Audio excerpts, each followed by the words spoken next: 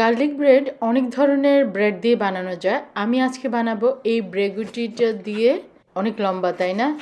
এটাকে কেটে নিব পিস পিস করে।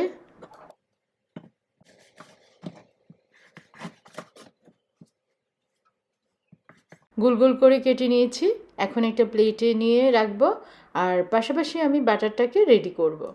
বাটারটাকে আমি কিন্তু একদম গলিয়ে নিই রুম টেম্পারেচার 1 ঘন্টার মতো রেখে দেওয়াতে বাটারটা নর্মাল হয়ে গেছে, সফট। 2 চা চামচ রসুনের পাউডার, শুকনো থাইম পাতা পরিমাণ মতো, আর না থাকলে ধনিয়া পাতা দিতে পারেন। সব উপকরণ একসাথে ভালো করে মিশিয়ে নিব। গোল গোল কেটে রেখেছিলাম যে ব্রেডগুলা, ওই ব্রেডগুলা 2 সাইডে বাটারের মিশ্রণটা এইভাবে মিশিয়ে নিব। একটা চামচ দিয়ে মিশিয়ে নিতে পারেন। আর চুলাটাকে একদম কমিয়ে রেখেছি। একে একে সবগুলোর মধ্যে বাটার লাগানো হয়ে গেছে। এখন চুলাটা মিডিয়াম অ্যান্ড লোয়ের মাঝামাঝি রেখে দিব।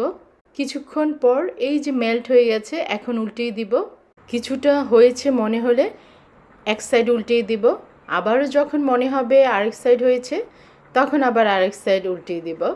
আর যখন আপনি মনে হবে যে একটু ক্রিস্পি হয়েছে আপনার খাওয়ার মতো, অনেকে অনেক রকম পছন্দ করে, সো আপনি যেরকম পছন্দ করেন ওরকম মনে হলে তখনই চুলাটা অফ করে দিবে। আমি এখনও চুলাটা অফ করিনি, আর একটু রাখবো, একটু ব্রাউন হলে তারপরে চুলাটা অফ করব। এই তো আমারটা হয়ে গেছে। আল্লাহ আমাদের সবাইকে ভালো রাখুক, সুস্থ রাখুক। দেখা হবে নেক্সট ভিডিওতে ইনশাল্লাহ।